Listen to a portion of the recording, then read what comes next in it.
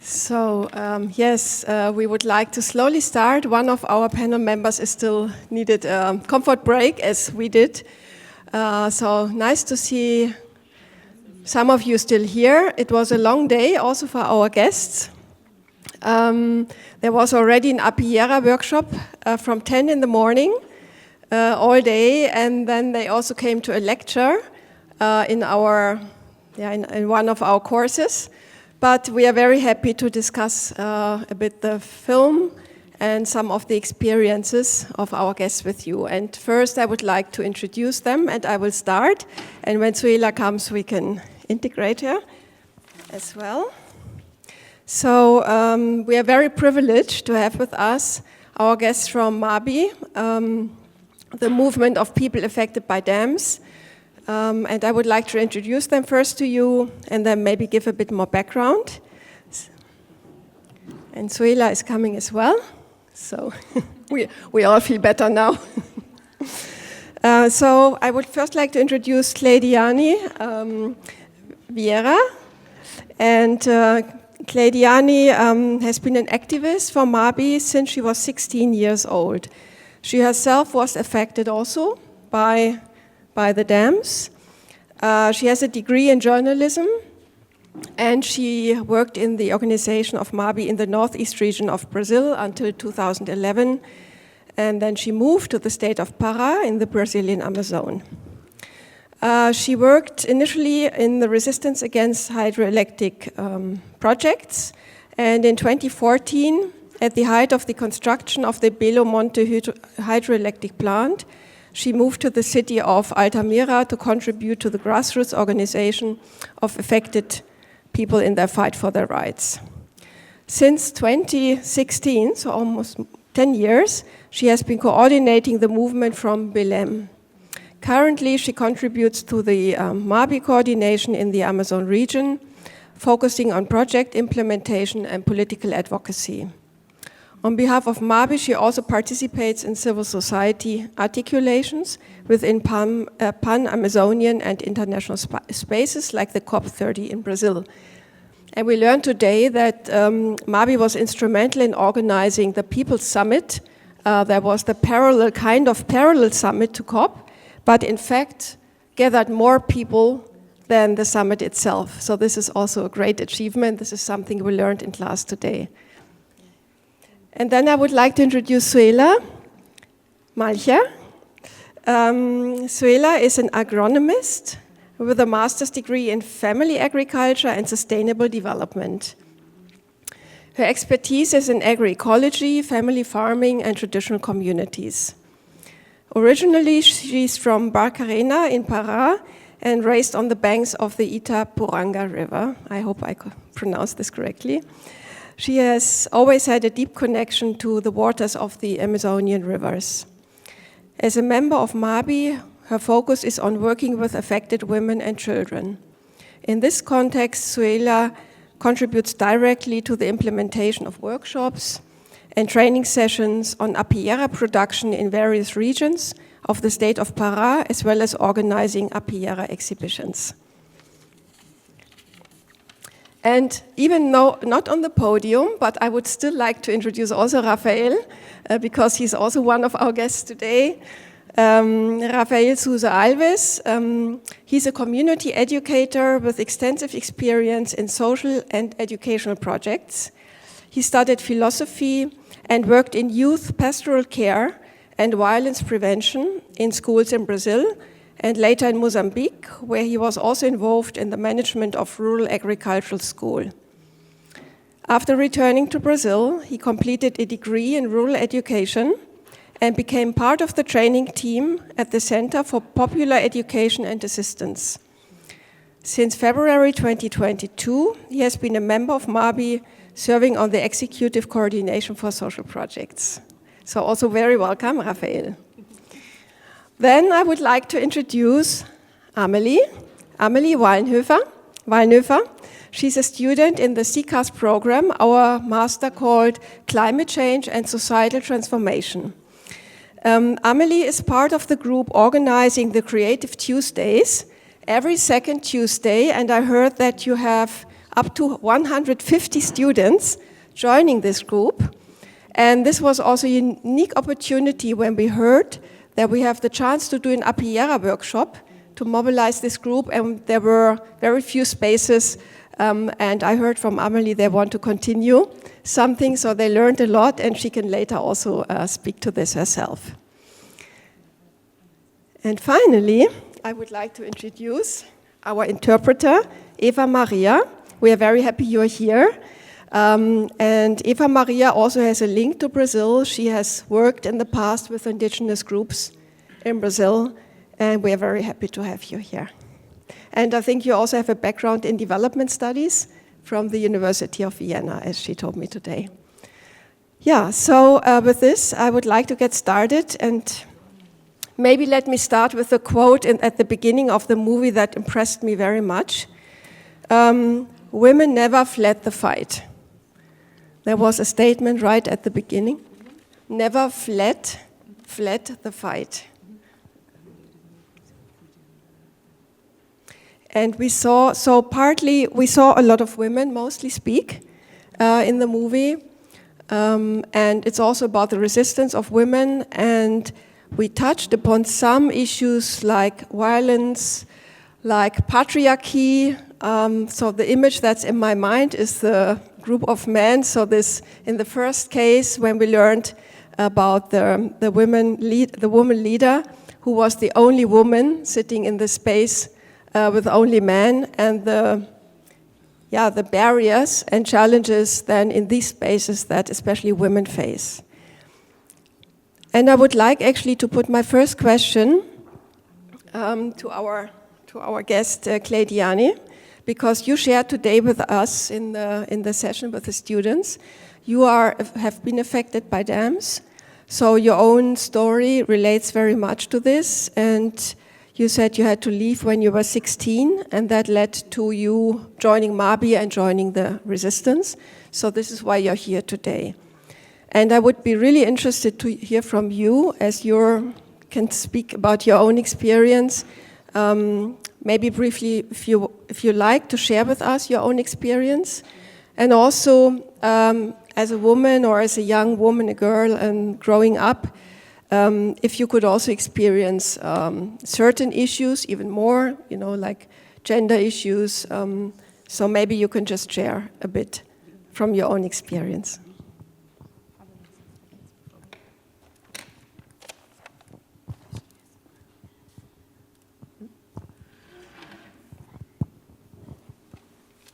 Você vai traduzir para ele. Eu vou explicar e depois eu traduzo. Deixa eu segurar. Oi? Olá, boa noite. Dia longo hoje, né, para algumas de nós. Como a companheira já me apresentou, eu sou Cleidiane, né? E eu tenho uma longa experiência. Eu sou atingida pela essa última barragem que passou aqui no filme, que chama uma barragem chamada Castanhão, que é no Nordeste brasileiro, e que, diferente das hidrelétricas, ela foi construída para fazer um sistema de abastecimento numa região que era muito prejudicada com as secas. Hello, I'm happy to be here. It was a long day for most of us. My name is Claudiane. Minha experiência com barragem... Sorry. I normally do the other direction. Okay. So hi, it was a long day for most of us. My name is Claudiane, and I would like to share my experience of how I was affected by dams. I live in the northeast of Brazil, and my experience is shaped by what we saw in the movie, the last story we saw in the movie, the dam called Castanhão. It's not a hydroelectric power plant, but a project that was set up to provide the area with water.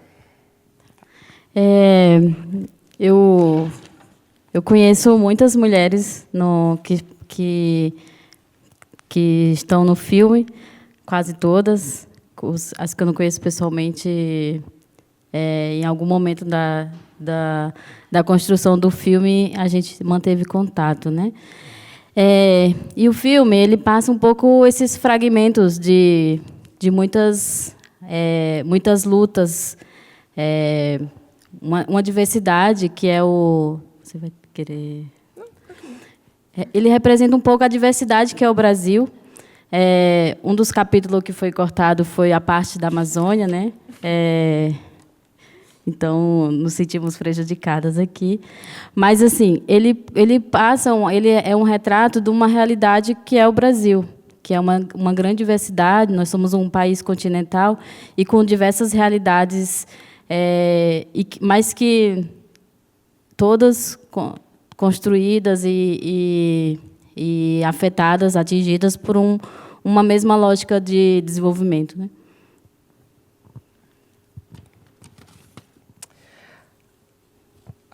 I know practically all of the women that were shown in the movie. And in the movie, we see fragments of their struggles, of their fights. And we also see the diversity of Brazil. So Brazil is a country with continental size, I would say. Unfortunately, the piece about the Amazon region was cut from the movie. So this would have been our part. But even so, we see the diversity of Brazil and all the affected people in the entire country. They're all affected by the same logic of development, the same issue. Eu penso, quando eu estava escrevendo, eu falo que são fragmentos de uma realidade histórica, né? Que é o caso das populações atingidas por barragem no Brasil. Mas que elas também falam de muitas outras lutas que muitas mulheres tiveram que ser a Claídes, em muitos espaços, sermos Claídes, para poder ter outras mulheres como nós aqui hoje. Então, elas representam um pouco essa história coletiva das mulheres atingidas por barragem e que nós tivemos que fazer muitas lutas internamente ao movimento para que as mulheres pudessem ocupar o lugar que hoje nós estamos ocupando. Mas, externamente, nós continuamos essa luta coletiva, porque, como as companheiras mesmo traz, nós somos duplamente, triplamente, temos nossos direitos duplamente violados, porque nós vivemos uma sociedade machista, patriarcal, capitalista, e que o direito das mulheres estão todo dia sendo negados, e as mulheres estão todo dia tendo que lutar, resistir, inclusive para ficar vivas, né? Para se manter vivas, e que é uma realidade. Desculpa. Sorry. Desculpa aqui. It's okay. So there are fragments of a lot of history and histories in the movie. Many people, or many fights and struggles of different people. For example, we saw the story of Claídes, the first woman, and there are many alike. And in fact, it's a collective story. And we also, within the movement, the MABI, we had internal struggles and fights. In the end, it's a collective fight, but we all live in various forms of oppression, like patriarchy, capitalism, etc. And women's rights are always something that we have to negotiate. Thank you so much. Maybe I can follow up, because there was a question of one of our students today, and we didn't have all the time to ask all the questions in the session. So he was wondering how droughts or floods, they don't hit everyone equally. And how do these different intersecting types, so these overlapping different forms of inequalities, land, access, race, class, gender, shape, or determine who suffers more? So, as you say, Brazil is a huge country, it's very diverse, and there are many different groups. Maybe you can say a bit about, that it's not the same for everyone.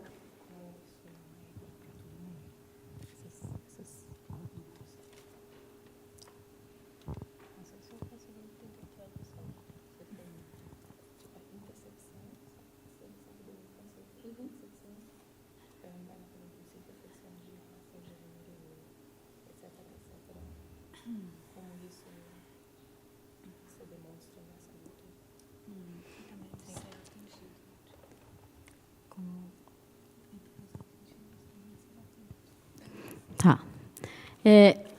Talvez eu vou resgatar um pouco o que eu falei na parte da tarde, que nós somos atingidos por barragem, somos fruto da contradição do capitalismo, né? E somos atingidos por um modelo econômico que precisa termos energia, precisamos ter energia para ligar os computadores, todos o desenvolvimento, né? E que muitas vezes nós fomos considerados contra o progresso, contra o desenvolvimento, e que na nossa origem, enquanto movimento, nós dizemos que nós somos fruto dessa contradição capitalista, que precisa desenvolver, que precisa avançar tecnologicamente, e que a energia é central nessa questão. Senão vou falar. I already spoke about it this afternoon, that we're the fruits of the contradictions that capitalism has. So the economic model says that we need energy, our computers need energy, our mode of living needs energy, it takes energy, and it takes energy to develop, to have the development that we all want. And sometimes we're considered counter-progressive because we fight against this production of energy. But we're the fruits of it, as I said, and... Pode continuar. E que as mulheres, assim como nesse processo desenvolvimentista, as mulheres sofrem as mesmas contradições do sistema. Vivemos um sistema capitalista que... e aí não só as mulheres, talvez um pouco... e aí nós vemos, quando há um processo de construção de um grande empreendimento, as populações que mais sofrem são os pobres, são a população negra, e, consequentemente, as mulheres. E quando você é mulher, pobre e negra, você tem seus direitos ainda mais violados. Us women, we struggle with all of those same contradictions that I've just referred to. But there are also other people who struggle from them. So most of all, poor people, black people, and women. And if somebody is poor, black, and a woman, their rights are particularly violated. E nesses processos, quando a gente no filme relatam muito isso, né?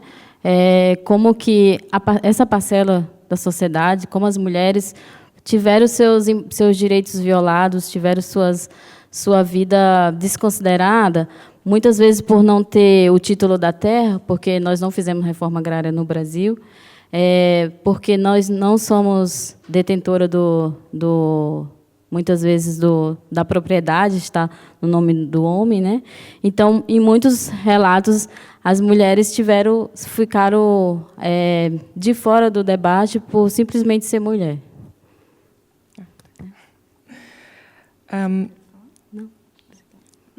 So, as we saw in the movie, women as a part of society are particularly affected because in Brazil we have something called the land reform, which refers to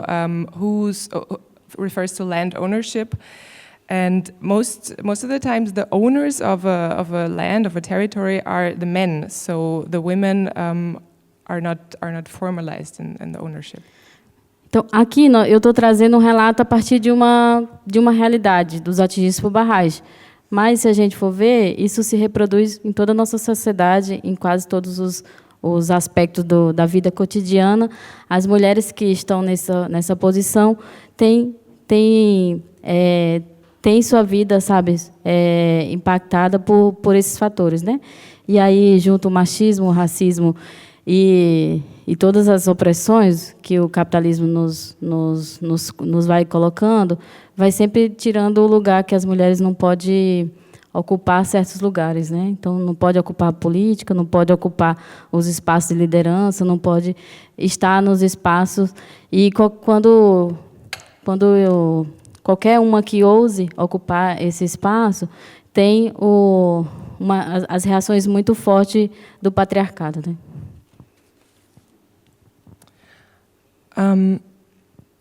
So the reality that we're facing in our movement really applies to all of the societies. So women's lives are impacted or affected. They're affected by patriarchy, by racism, by the capitalist system, and many women just cannot participate in public life because of that. And if a woman is brave enough to step in and to step up, the reactions sometimes are very, very strong and very adverse.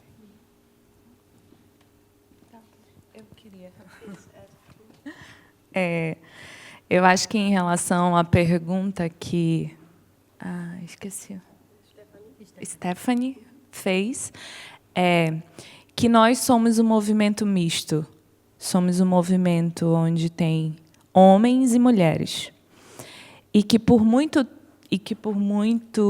tempo no movimento era difícil falar sobre a luta das mulheres. Falar sobre a importância, inclusive, da participação feminina no movimento. Mas, ao longo da sua história, as mulheres firmaram essa luta dentro do movimento e conquistaram o seu espaço. Sorry. Yes, I'm referring to the question that was asked today in the afternoon. So we're a mixed movement. The Mabi is a mixed movement. We have women, we have men, and for a very long time it was very difficult to talk about this or to talk about the importance of the female participation in the movement. But women have been there all along. E somente as mulheres podem falar por elas, né? A gente que tem esse espaço só pode ser ocupado por nós. E dentro do MAB, a gente inclui outros debates que se formam em coletivos, que vão debater não só a questão da classe, né, que para a gente um dos debates centrais, mas também debater a questão do patriarcado, do racismo, a questão de gênero, porque a gente acredita que o movimento só consegue construir uma sociedade diferente se a gente incluir no nosso debate todas essas questões. I think that women can only speak for themselves. So in our movement, we have all the other discourses as well. So the issue of class is central to our movement. But also we have patriarchy, we have race, we have gender, and the MAB only exists by including all of them. Então, acho que é isso. Yeah, thank you so much for pointing this out. So it confirms what we see across the world. We have intersecting inequalities, and we have to also always look at exactly who are the women we speak about, who are the men we speak about. We have to differentiate. Often this is just very generalized and not differentiated. So this is very important. In the workshops, in the Apiera workshops, which is also which you see on the screen, embroidering resistance as a tool, as a method to express life histories and stories. And this is something the students were able to experience today. And Suelia, you are giving training, you're doing these workshops. Can you share a bit? And we saw very nice scenes in the movie. Of women saying we share, we come together, we feel stronger being together, and we share our stories. And this is a space for us also to share our histories, our life stories. So can you share a little bit about this work that you do? And if you also, when you train, you can't be everywhere and all the time, you know, the network that you have built and how this is spreading to other areas as well.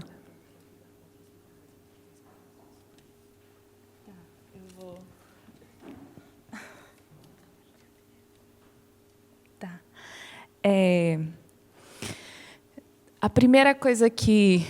Uma das primeiras perguntas... Tá, peraí, vou voltar. Hoje a gente teve uma oficina de arpilheiras com uma turma de mestrado aqui na universidade. Quer traduzir? Não. E uma das primeiras perguntas que me foi feita foi com quem eu aprendi a bordar. E eu aprendi com minha mãe desde muito cedo. Ela me ensinou a bordar, eu nem conhecia o MAB. Eu só vou entender que eu sou uma pessoa atingida na minha fase adulta. So we had this workshop today. It was here at the university, and the first question that they asked me was, how and with whom did you learn embroidery? Well, it was actually with my mother. I only understood what the movement was about when I got old, or when I was an adult. E quando minha mãe me ensinou a bordar, ela entendia que esse processo me geraria autonomia financeira, porque com um bordado eu poderia vender e ter um recurso, né? Um dinheiro em troca desse bordado, dessa costura. Não em si da arpilheira, mas do bordado em que eu aprendi a fazer com minha mãe. E eu pensava que ela tinha me ensinado a bordar porque boas mulheres bordam, sabem costurar, né? E na visão dela, não, era porque iria me gerar autonomia financeira. So when my mother taught me the embroidery, the art form of embroidery, she wanted to make me financially independent. And we didn't even think about apilharia. So when I was young, I thought that good women just have to know to embroider. And but actually, what my mom wanted was financial independence and stability for me. E quando eu conheci a técnica através do MAB, a minha habilidade de bordar super deu match com as arpilheiras. E isso facilitou com que eu conseguisse ter a técnica de fazer os bordados na peça e fazer com que esse bordado, que, para mim, na minha visão, era uma domesticação do corpo feminino e que, para minha mãe, era uma autonomia financeira, se transformou em um processo de luta político, em um ato político de fazer denúncias sobre as violações de direitos que as mulheres sofrem e que as populações atingidas sofrem. So the technique that I learned with my mom actually came in great and came in very handy for the apilharia. So what I had understood as a domestication of women actually became a tool of financial autonomy. And in the end, it became a good tool in the process to denounce rights violations, and it became a political act in the end. E as oficinas de arpilheira, elas sempre são realizadas de forma coletiva. Então, a gente reúne um grupo de mulheres, e, de modo geral, são mulheres. Hoje, a gente teve a participação de 2 homens, o que foi bem legal. Mas as arpilheiras, elas têm a ideia de que a gente reúne as mulheres para falar sobre temas sensíveis que envolvem as nossas vidas.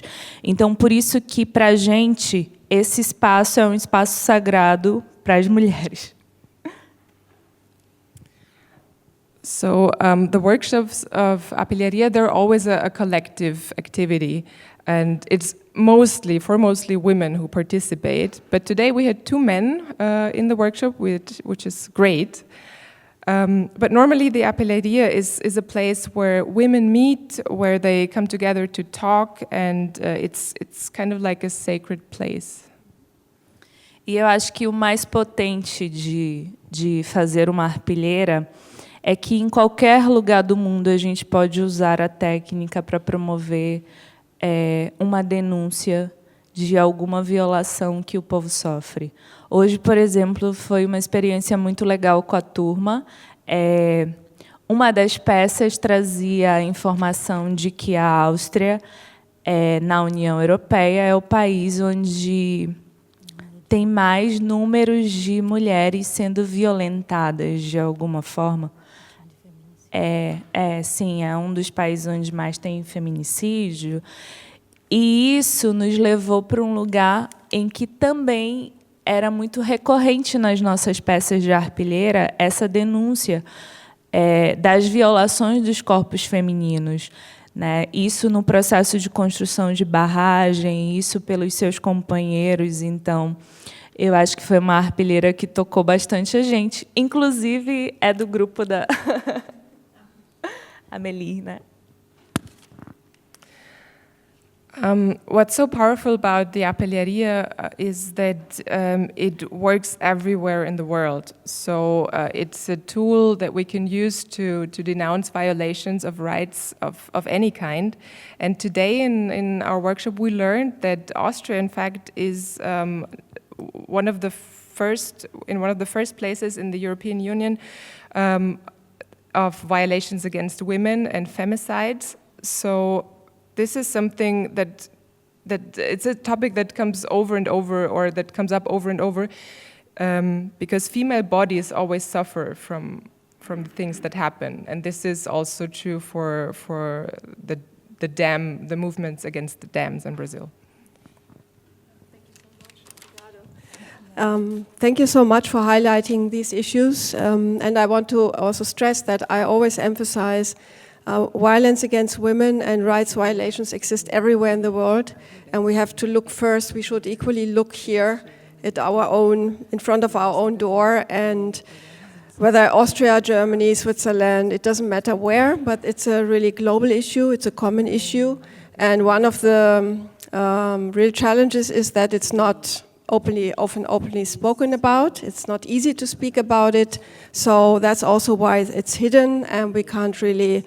It's hard to tackle it, and of course it's a very sensitive issue, but it's important that we bring it to the open and that we speak about it, and especially also in our societies. So thanks very much for these comments.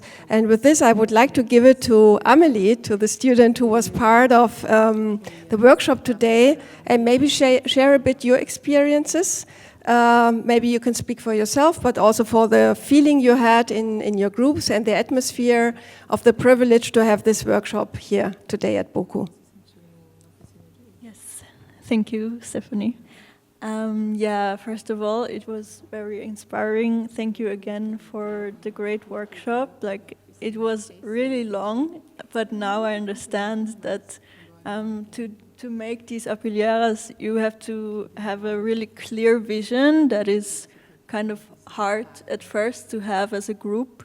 As Suela said, our group focused on feminicides, and first of all, the topic was body territories, so the connection that we have to our land, and there we can also already mention it's really important to also look inside to our individual connection to the fight.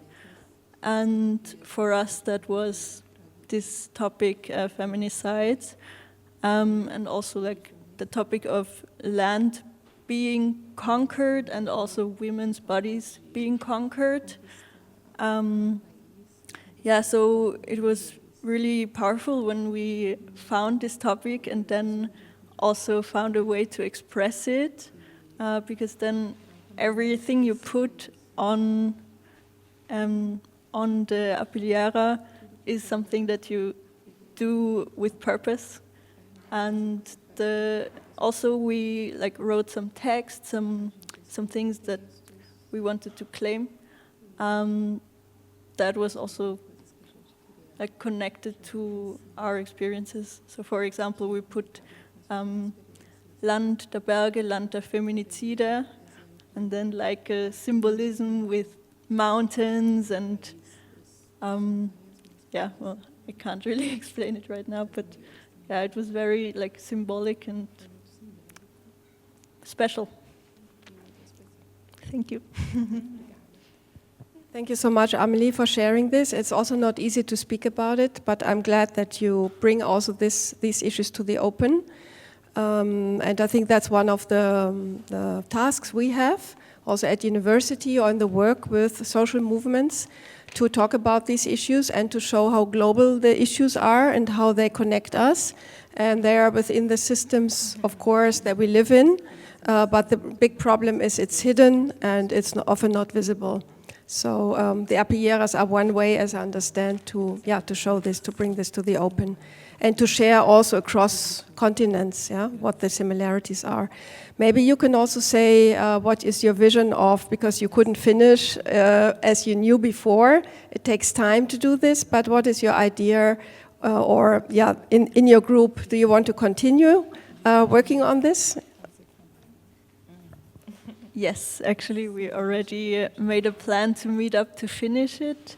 And what Stephanie already teased a bit about our event series, the Creative Tuesdays. Once we heard about the apilleras, we wanted to see if we could try something like this ourselves. So in 2 weeks, actually, we're going to do a mini version of apilleras in small groups. Hopefully it will work and we will get some hopefully political messages out there to show everyone. Yes. E a gente quer ver. Yes. Não, eu falei que a gente quer ver o resultado depois. O resultado final da arpilheira, a gente quer poder ler a carta e ver o trabalho sendo propagado para outras mulheres. Yes, so we want to see this. So we want to see what comes out of this process, and we also would like to read your card to the other women. Mm-hmm. So there's a great connection already, and the network, I think the being here has a lot of impact. So you can see this impact in one day. Talvez ressaltar um pouco que quando nós, atingidos por barragem, resgatamos a técnica das arpilheiras e aí resgatamos num processo, assim, principalmente espelhadas e inspiradas nas arpilheiras chilenas, que são... As nossas arpilheiras são bonitas, das atingidas, mas as arpilheiras chilenas, elas são uma força da natureza, assim, de tão impactante que é olhar as arpilheiras chilenas, né? Mas quando nós, as atingidas, resgatamos a técnica, é exatamente para falar de coisa difícil. Foi exatamente para cumprir esse papel, para exatamente ecoar vozes que, em muitos lugares, nós, por muitos anos no Brasil, nunca fomos escutadas. When we, in our movement, looked into the handcraft of the apilleria, we were very much inspired by what happened in Chile. Our apillerias, they're nice, they're pretty, but when you see those of Chile, it's a natural force. They're really great, and you really have to see those. But the important thing is always to speak about the difficult things, to raise difficult issues, because in Brazil, some of these have been overlooked for way too long. Então, nós usamos as arpilheiras para falar sobre as violências, que não só uma. A violência física é a menor que a mulher sofre. Quando as mulheres são espancadas, ainda é menor, a dor ainda é menor do que quando elas sofrem violência psicológica, sofrem violência econômica. Então, quando as mulheres sofrem esse tipo de violência, geralmente elas já sofreram muitas outras antes. Então, as arpilheiras é para falar, inclusive, ser um espaço que as mulheres possam falar, que nós, enquanto mulheres, possamos falar umas com as outras, porque muitas vezes a violência que é sexual, que as mulheres sofrem, elas não conseguem expressar. Muitas vezes, uma violência que uma mulher presenciou numa filha, de uma neta, ela tem vergonha de expressar, ela tem vergonha de denunciar. E, a partir das arpilheiras, é uma forma delas ecoar, delas, inclusive, desabafar, tirar para fora, sabe? Essa violência que ela muitas vezes guarda por anos. When we speak about violence against women, the physical violence mostly is the smallest one, or minor, because before suffering from physically, women most likely have encountered psychological or economical violence. So those come first, and when we embroider together, we speak with one another. This is very important. For example, sexual violence is something that most women cannot speak about. It's connected to shame, and but we think that arpilharia is something that can open the mouth and that can make women speak again. Então, nós enquanto mulheres, através das arpilheiras, temos ecoado isso. Nós ocupamos com as arpilheiras, conseguimos tocar corações e mente das pessoas que muitas vezes não se interessaria pela pauta, pela luta dos atingidos e atingidas, ou não conseguiria entender se não tivesse chegado através de um bordado. Então, nós mulheres estamos transformando. Nós somos atingidas, nós somos vítimas, mas nós também somos sujeitas de direito, nós somos sujeitas e que fazem uma luta muito grande no Brasil, na América Latina e ajudando a construir outras lutas em vários lugares do mundo.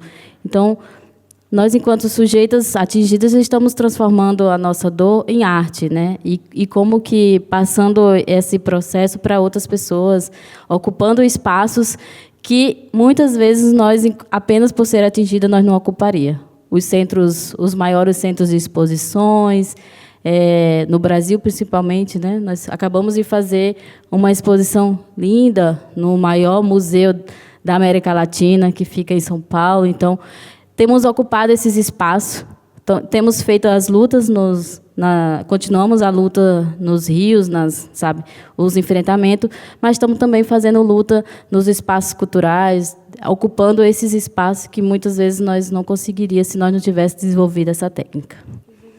Inclusive. As women, we tend to we echo the violences that we've spoken about. But we touch hearts. We touch the hearts of people who initially were not interested in the issues that we tried to raise. So we have a transformative power. We are victims, but we also have our own agenda, and we are actors also.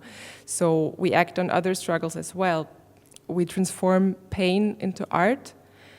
And with that, we also occupy other spaces, spaces we wouldn't have had normally. So, for example, with the Arpilharia, we had a major exposition in a museum in São Paulo, the biggest museum of Latin America.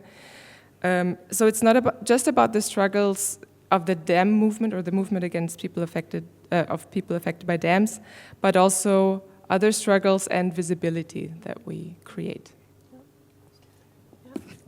Yes, of course. Christina? Yeah. So I give it over to Christina. Before I give the floor to you, we are sure you also have some questions. So, Christina. So, as they are talking about showing the arpilheiras and also communicating their messages through the arpilheiras in exhibitions in Brazil and also around the world, I would like to draw the attention that this is also taking place in this event right now in the context of the exhibition Alerta Amazônia, which was shown here in the BOKU, and probably most of you know about it, and which is right now in Salzburg, and which is going to be afterwards in Innsbruck, and then it comes back to Vienna, to the Votivkirche. So if anybody missed it, or if you want to see it again, the pieces we are exhibiting in this exhibition, come to the Votivkirche. It starts there on the 20th of February. So this exhibition parts from a cooperation between Horizon 3000 and MABI, and it shows pieces from the Amazon, region, because we are cooperating within a project which is called Climate Justice for the Amazon People, which is funded by the DGE Austria, Seisofrei Salzburg, and with funds also from the Ministry for Agriculture and Climate of Austria. And yeah, it shows because maybe it's good to mention that MABI started from working with people affected by dams, but they also broadened their work, and they're also working with people affected by other kind of big projects, other kind of extractivist, explorative, predatory activities taking place in Brazil, and also by the effects of climate change. So there were extreme droughts in the last 2 years in the Amazon region, and many pieces relate to those topics, and the people living on the riverside affected by the consequences of climate change. So yeah, anybody who missed it or who wants to see it again, come to the Votivkirche. Thank you so much, Christina, for also mentioning the exhibition. And I just want to add, I think this is such an important work that you do, and your collaboration with MABI and Horizont 3000 and other partners.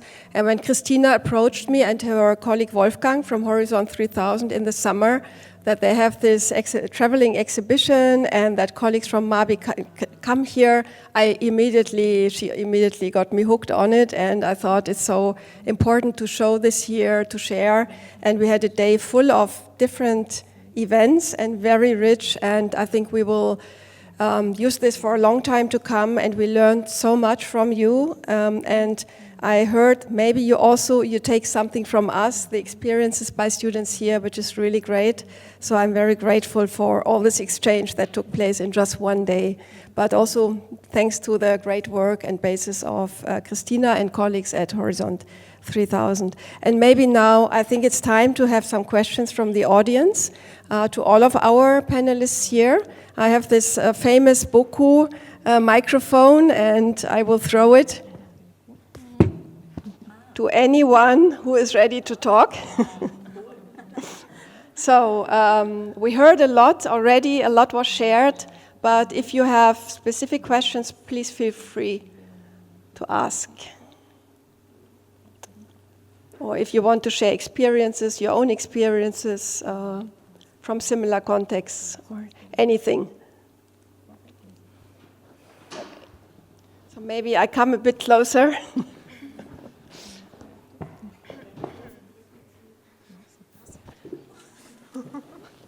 Well, thank you so much for being here with us today and showing your film. I think it's really inspiring to see the work that you do and how you bring it out and come even to us here. I was wondering also how you actually got the idea of making apilleras, a tradition from Chile, and also in what sense or how do you think about it? Is it a process that is primarily about you gathering and exchanging experiences and kind of building up strength? And how much do you think about the recipients and of showing it and exhibiting it to a public? And if so, what public is this? Who do you want to reach, and who do you think of when you do this? Yeah. And then I had a follow-up question, but about something else.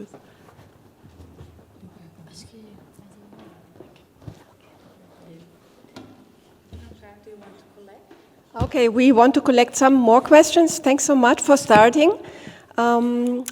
Any other questions? And maybe I can say, because I know Ursula, that she's also engaged in exhibiting in Austria, right? You're also in a... Maybe you can also just say where you are. No, I'm a curator of art, so I work with people, with communities in Argentina, and that's why I'm asking. And I have a friend who was studying a lot of apillera in Chile, but now I'm in Vienna. Thanks. No, I think it's important to know this context, and your background. Thanks for sharing this. Any other comments or questions?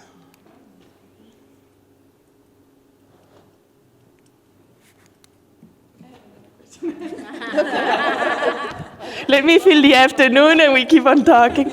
Because I do not know so much about the movement or different movements in Brazil. My question was also, how much is your movement inspired by the land workers movement, for example, and when was it funded, and who do you reach, or who do you directly address also, which policies or policy makers? Yeah, maybe we can first answer these questions and give others opportunity to think about something else.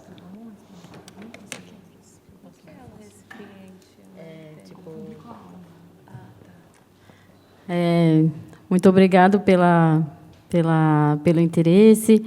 Então, nós conhecemos as arpileiras por uma companheira, através de uma companheira espanhola, que contribuiu por muito tempo no MAB em São Paulo, e que ela tinha estudado a técnica em seu mestrado, doutorado, e que, em 2011, quando o MAB começou a intencionalizar o trabalho com as mulheres, que é recente, né, 2011, ela apresentou a técnica para nós. E aí... Thank you for being so interested in what we do. So how we got to know Arpillería, that was actually through a Spanish comrade. She did a master's degree in Brazil.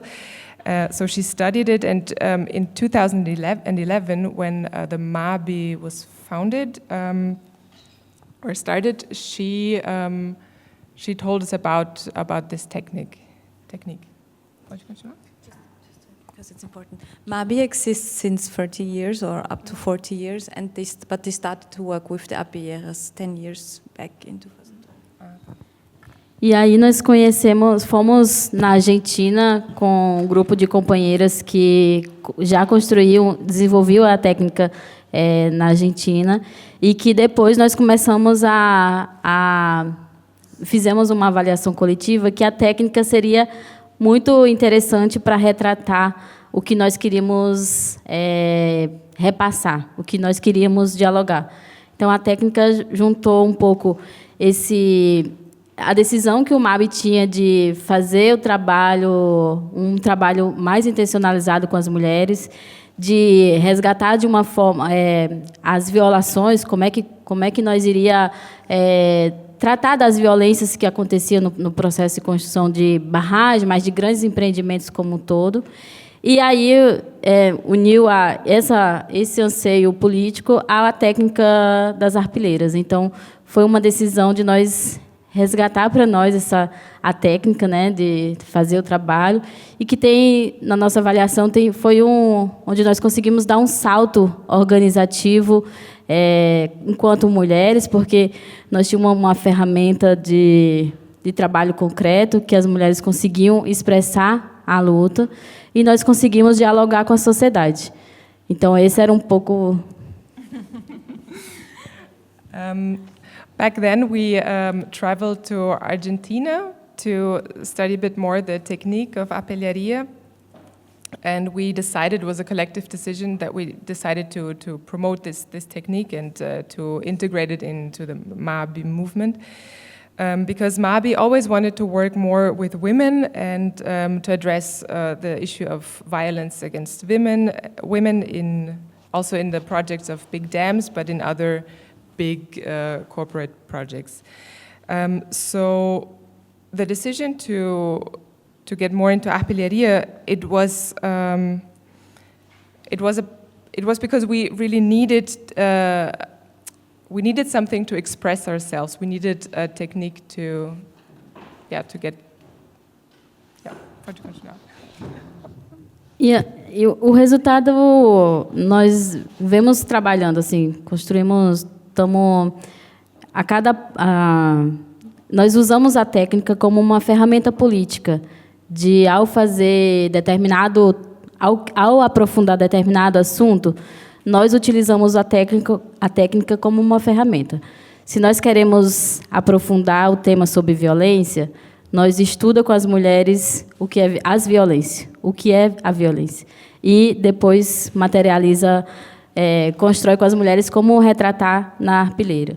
Se nós queremos discutir sobre mudanças climáticas, sobre como as mulheres constroem, como as mulheres, qual a percepção que as mulheres têm sobre mudanças climáticas, nós aprofundamos o debate fazemos os debates sobre mudanças climáticas e apresentamos nas arpilheiras como essa o que as mulheres concebem coletivamente sobre mudanças climáticas e quais os efeitos. Então, tem sido uma ferramenta, e que nós temos dito que é uma ferramenta popular, porque é uma forma também que as mulheres conseguem expressar. Awesome. Okay. So the result was that we now use the technique as a political tool. So, for example, if we want to speak about the topic of violence, gender-based violence, we first talk about what is violence to you and how does it reflect in your personal lives. Or the topic of climate change, we discuss it, we debate it first, we create a collective perspective on the topic, and then we put it into the technique, which becomes a political tool in the end. E aí, também, ao contrário das bordadeiras, não precisa ser uma especialista em bordado para você ser um arpilheirista. Você pode construir uma arpilheira sem saber dar um ponto, sem costurar. Então, isso é o interessante também da técnica. Você é uma artista, não necessariamente se você sabe costurar. Todo o processo coletivo, como a companheira falou, você precisa... Nós temos o sentido coletivo da arpilheira. Toda a arpilheira nossa foi debatida sobre um tema, foi conversado pelo menos com 2, 3, 4 mulheres, 5 mulheres, para entrar em um acordo que mensagem passar. Então, tem todo um método que muitas vezes a gente, porque você constrói coletivamente consensos entre um grupo, e que isso gera um resultado. Então, e o resultado, muitas vezes, é costurado por uma companheira que tem domínio da técnica. Desculpa. So to do arpilleria, you don't have to be a specialist at all. You don't even need to know how to do a proper stitch. It's not about being an artist. It's about creating a collective vision of what you want to say, what the group wants to transport. And for every piece of arpilleria, we've discussed for a really long time, or at least 5 women discussed the topic and discussed about what message they want to transmit. So the consensus then in the end is the result that you can see on the arpilleria, and the result is what is sued, and it doesn't have to be sued by the people who discussed it, but it could be a friend, for example, who did it. O que nós queremos, ainda nós não temos assim um objetivo final de quem que nós queremos atingir, com quem que nós queremos dialogar. Na nossa avaliação é que tem sido uma ferramenta e que nós vamos utilizar ela como expressão da nossa luta política, levar ao máximo de pessoas que possam dialogar, que muitas vezes vocês não viriam, se interessariam pela luta dos atingidos se não fosse algo interessante como as arpilheiras. Então, nós queremos abrir outros caminhos, sabe? Mostrar outra forma, mostrar que a luta, que existe uma luta, existe uma contradição, mas existem várias formas de fazer a luta, né? E nós estamos costurando, e é interessante porque nós, em volta e meia, nós construímos algo conjunto com as arpilheiras chilenas, porque nós queremos levar lado a lado essa luta, né? Essa expressão, porque as arpilheiras chilenas nos inspiram muito, e pelo sentido político, pela qualidade da técnica. Então, nós nos policiamos bastante para que nós construa peças que passam uma mensagem, que se você vê, você vai... Não precisa eu falar para você entender. E aí, quando a arpilheira passa isso, eu acho que nós cumprimos o objetivo. A última frase. Quando a arpilheira por si só passa uma mensagem, nós cumprimos o objetivo. So actually, there is no final goal that we have established with one arpilleria. it's a more of a tool for expressing things. It's a tool for political struggle, and we want to get people to. Want to get as many people involved as possible, and to get as many people interested in our causes as possible. So we'd like to show or to open new ways to show our fights, to show our struggles, to show also different forms of fights.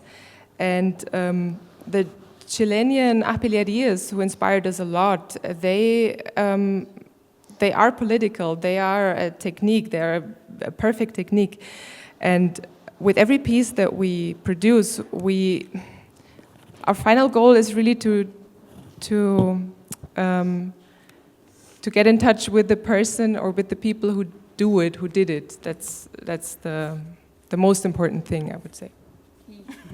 Eu esqueci de falar sobre a origem do MAB e a ligação com o MST. Assim como o MST, nós também surgimos ali no período do fim da ditadura militar, início da redemocratização no país, e que, coincidentemente, os sem-terra foram expulsos de uma barragem, que é as barragens lá no sul do país, que estava sendo construído, e eles se organizaram e fizeram o primeiro acampamento. Então, mas nós só viemos se organizar depois. Mas ambos os movimentos surgiu ali naquele período, e que hoje nós somos um movimento, um dos maiores, talvez o segundo maior movimento social do Brasil, o primeiro MST, e depois é o MAB. Então, construímos muitas articulações conjuntamente, construímos uma luta no campo, construímos uma articulação internacional, que é a Via Campesina. Então, nossas lutas estão... Nós dizemos que nós somos primos de luta, de sonho, de objetivo. Então, construímos essa luta conjuntamente no Brasil. So the MABI and the MST, what's the English word? The Landless People's the movement Landless People, really? Okay, the Landless People's movement. They actually. They started in the same period of time. Like it was the end of the military dictatorship in Brazil and the start of the democratization when the MST came up. But actually, they started because of a dam that was constructed. So they got drawn away from their land, and that's why they did their first camp. And we only came shortly after them, but it was all at the same time. And actually, we're the second biggest social movement in Brazil, and our fights are very related. So thank you so much. I don't see hands up, and in light of the evening that has progressed, what I would like to say that we at the Institute of Development Research will for sure not stop here. We will share the stories. We will share the activities of today. I would like to say that 3 students who work at our institute also, they're sitting there. Sebastian is one of the men who participated in your workshop. Andrea will do our social media to share the stories, and all of them were with you in the workshop. So we will for sure share these stories and talk about it. And my question would be, when do you come back to Austria? Well, first, maybe what are your next steps now as you are here? Are you traveling on? And what are other things you will do? And when will you come back? Eu vou vir buscar as arpileiras. Aí vou voltar ano que vem. I'll be back next year and get the arpilleiras. Maybe I can say something. So from here we are going, not we, but they are going to Innsbruck, where there also is going to be an event, a discussion, and from there to Salzburg, and then they come back to Vienna. And we also, actually there is a podium discussion organized by the DKA Austria on the 16th December, and it's open. It's within the colloquium for Latin America at the University of Vienna, and it's going to be about COP30, climate conference, the role of MABI there, the things that came out and didn't come out, etc., and also the mobilization they did around the climate conference, which was for the People's Summit. So yeah, you're invited to also go there if it's interesting to you. They're going to be there. Also, Rafael is going to share his wisdom there. So, and also I would also like to, because we're coming to an end, and also in relation to the question and to something they didn't say with these words, but I learned through them and through the connect, like through the work with the Apieres, that they really, for MABI, they are opening doors. Like for example, this is a very good example through the exhibiting the Apieres, through bringing these messages. They are here discussing those topics with you, and also the other spaces which we are opening through this cooperation, and this goes through the Apieres, through the pictures shown, and you also always emphasize and stress that the women can express things through the Apieres, which they maybe can't put into words. Yeah, and I think this is the reason why it is such a powerful tool. Thank you so much, Christina, for also sharing those other dates. So maybe you can share with me, and anyone who wants to connect with you, or also link up, of course, is welcome. This can take even larger circles. So when you come back next year, please, we want to have another workshop. And I hope we can continue this collaboration, okay? So I would like to thank all of you for being here, Rafael, of course, as well, Christina, for bringing us together, and Wolfgang, your colleague, who is not here today, but who was here for the opening of the exhibition.